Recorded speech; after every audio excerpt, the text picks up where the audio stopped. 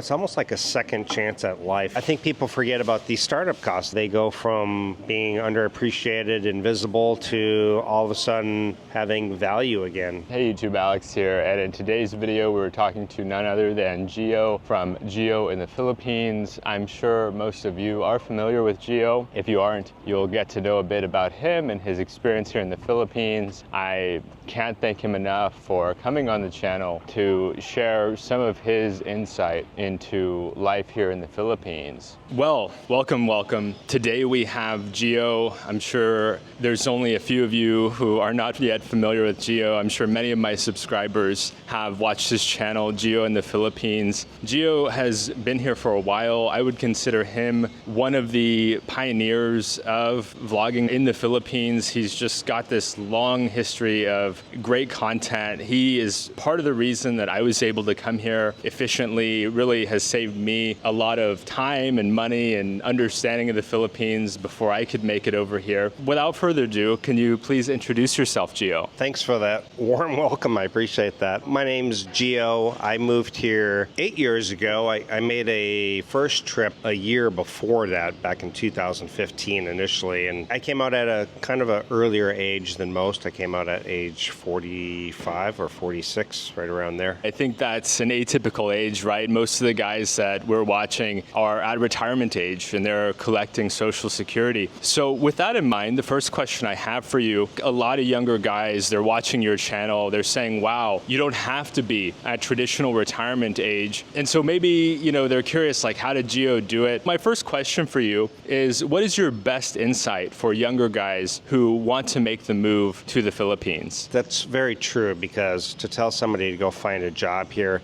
it's next to impossible. It just happened to be right timing, and I was at the right place, when it all happened. But it started being in the States, preparation. I mean, I was working actually 3 jobs at one time, just preparing, paying off debt, getting a nest egg put together, and getting to the point where I had multiple sources of income. If one dried up, I had a backup. I wanted to be very prepared, and I landed a job out here, and I was also teaching English online in the evening time. So I was basically I had 2 sources of income. Both would have been enough to support me, but I wanted to be very secure.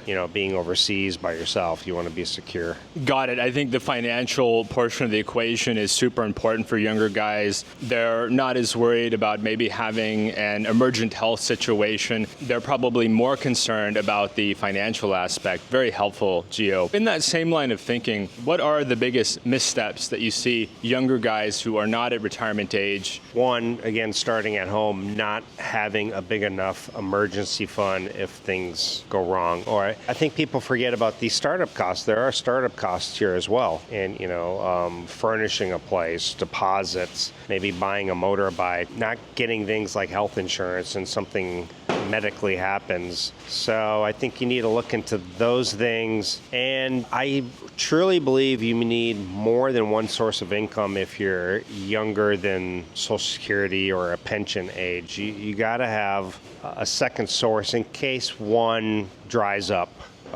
That was always my biggest worry. What if I get fired tomorrow?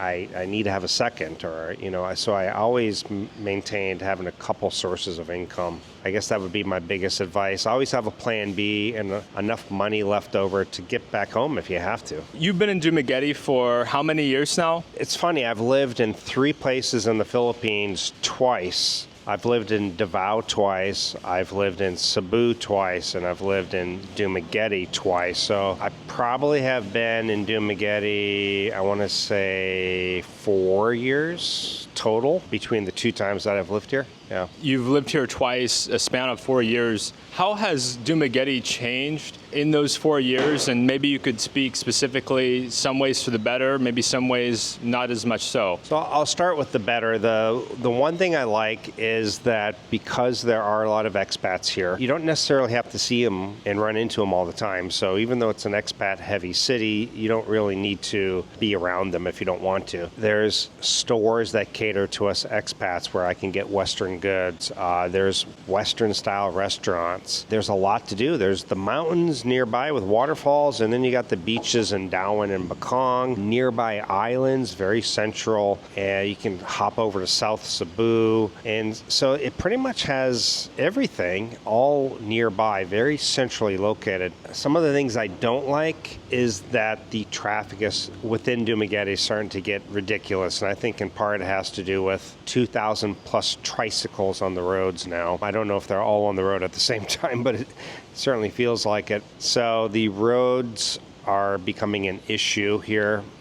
The pollution, which happens around the Philippines, is kind of bad. Same with the noise, the air, and the trash. Other than that, a lot of expats here. This is not what I call the real Philippines experience. So if you were to come out here and you're looking to be immersed in the culture, Dumaguete is really not the place for that. You're just another expat walking around. They're used to us expats. How has living in the Philippines changed you? Well, I'm a lot more relaxed. Like I have a lot less stress. I wake up in the morning, I have no schedule anymore as far as even work. I mean, vlogging it's work. I make income off of it and other sources as well, but I don't have a schedule. I don't have a certain amount of hours that I have to put in, But, the more you work, the more you can make, and the less you work, then the less you're going to make sometimes. So you do have to put some work, but I don't have a schedule, and I don't have a bunch of things I have to do. I don't have all these unnecessary bills, car insurance, car payments, just all these different things. I don't have that anymore. I don't have to really worry about when I go out to eat at a restaurant. I really don't have to look at the menu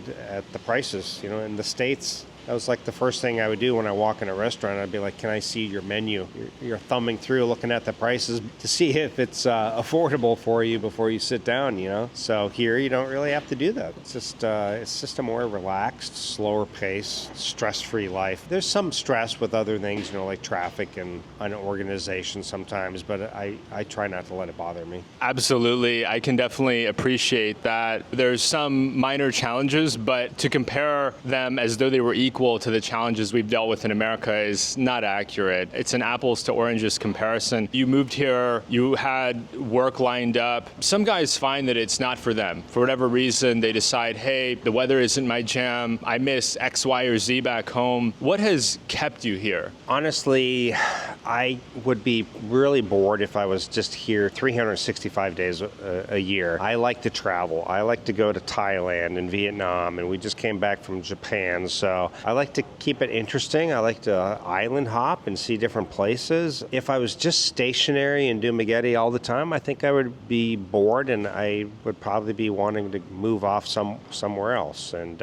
I just am constantly wanting to explore and see new places within the Philippines and outside of the Philippines. And now I do a yearly trip back to the U.S., so I'm always off going somewhere, doing something, and I just stay pretty busy. And that just kind of keeps me motivated. Plus the vlogging, without it I would be kind of bored, I think, sometimes. Just my day would just not be so exciting. So, yeah. I know that you're a committed man now, that you're married to your wife, Maya. Congratulations, by the way. Would you ever consider moving with your wife back to the U.S.? And why or why not? We briefly talked about it, and it really just, even financially, it just doesn't make any sense.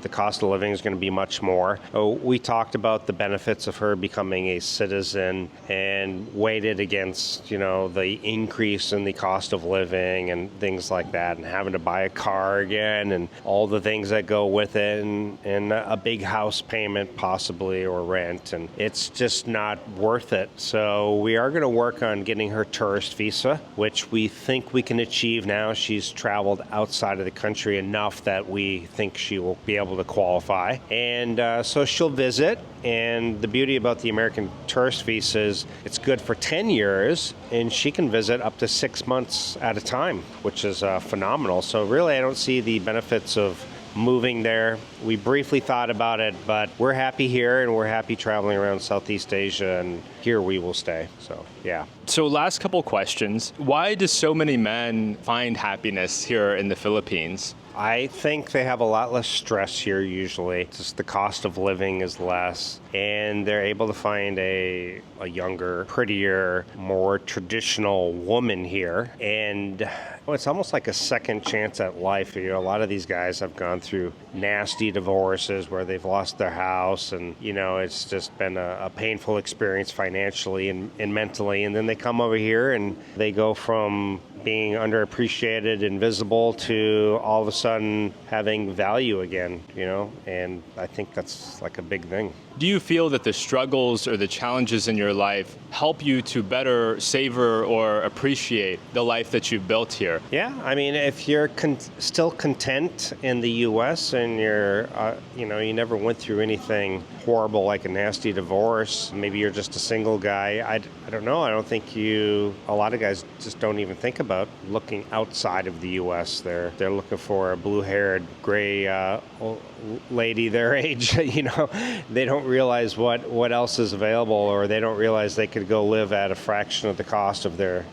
cost of living, or they could live in a warm tropical place year round. Now, again, you give up a lot of stuff. I had to give up things like I really loved mountain biking and things like that freshwater fishing, those things I just can't do anymore. But the things I've gained, I've gained a lot of things here as well, so yeah. What are some of your favorite activities that you've been able to get into here, hobbies you've been able to develop that you wouldn't be able to do back home? I'm big into the hike and discovering waterfalls. I don't like going to the ones that are so publicly accessible. I like the ones that take like a major hike and you got to really trek through the jungle to get to, that hardly anyone ever sees. Those are the exciting ones, and just beautiful crystal clear water and refreshing. I love the snorkeling, the scuba diving, and I love driving my motorbike on, trips. That's exciting for me to go up into areas, maybe in the mountains, that some of these Filipinos have never seen,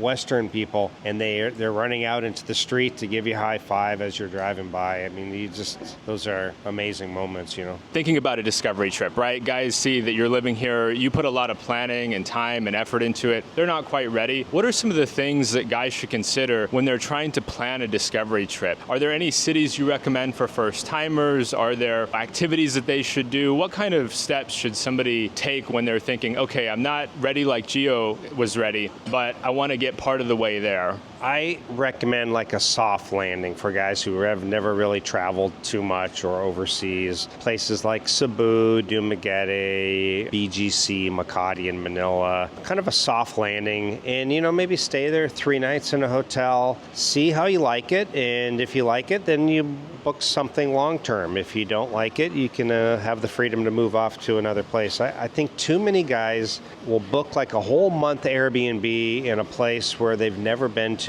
They get there and maybe they're bored or they don't like it after 5 days, and they've booked an entire month at an Airbnb. So I really think that's a mistake. I think you should do 3 nights in a hotel and then see how you like it, and then extend or move on. Thank you so much for your time today, Gio. It's been wonderful to sit down and chat with you. There's just so much insight. I feel like I have a million questions, but then this interview would be like 4 or 5 hours.